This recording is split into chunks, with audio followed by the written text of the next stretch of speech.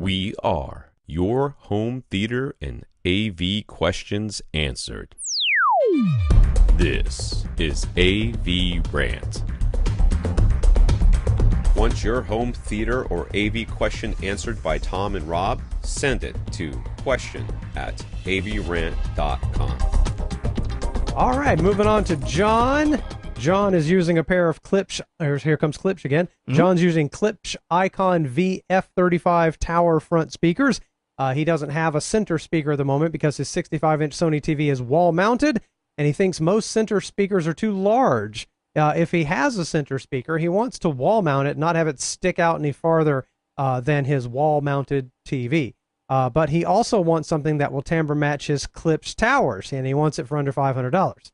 He auditioned a Martin Logan SLM center at a store, but it was kind of pricey, and the salesperson said he'd probably want to replace his Klipsch speakers if he went with the Martin Logan.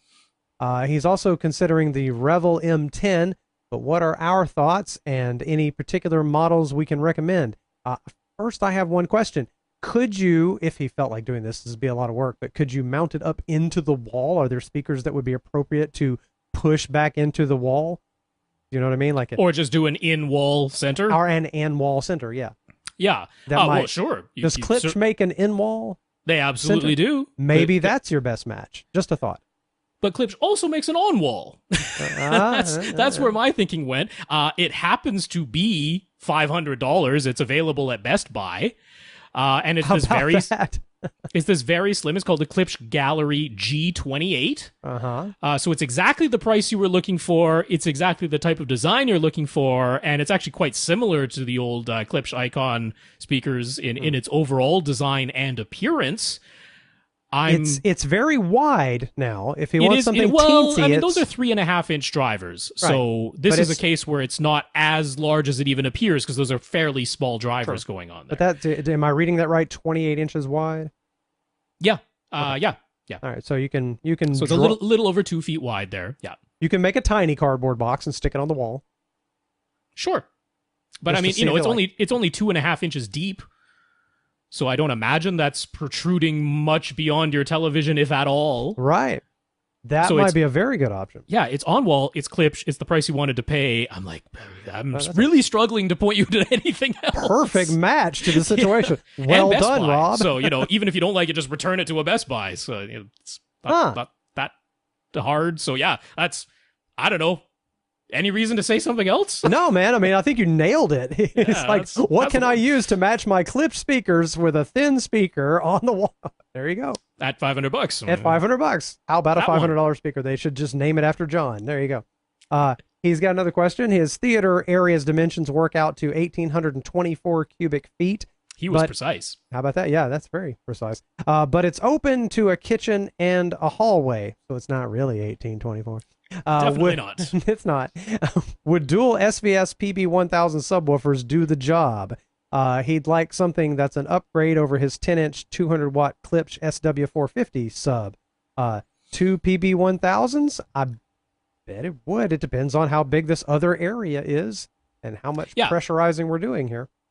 It'd be an upgrade. Will it be a sufficient upgrade is a question because we got to know that total cubic volume. Right, because there's no way to tell some air molecules not to vibrate. Sorry, guys, you air molecules over here, you're part of the kitchen. Don't listen to these air molecules over here in the living room. Yeah.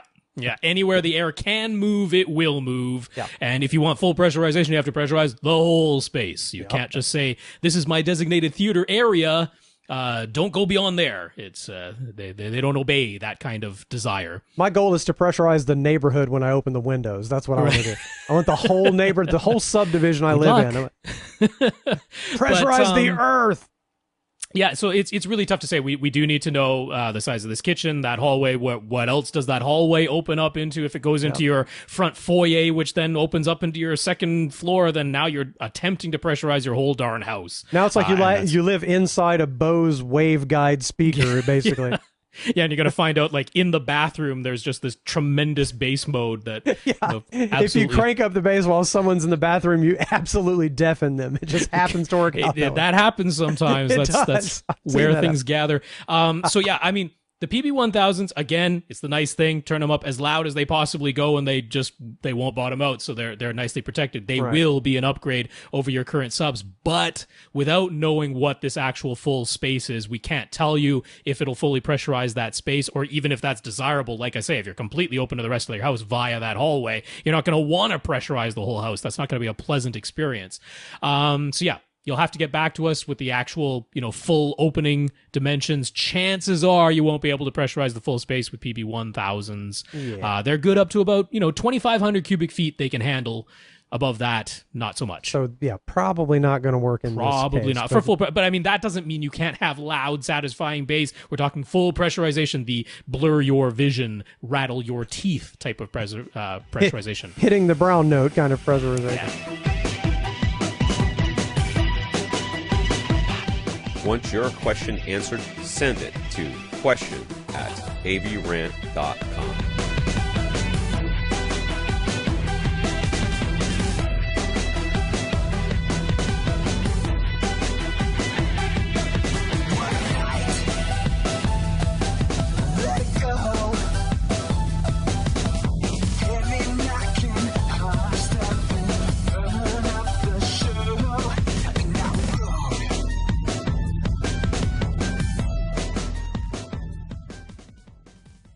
This is AVRant.